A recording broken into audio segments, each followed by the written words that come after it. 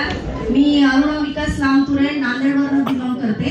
मी nursing कॉलेजवर lecturer आहे।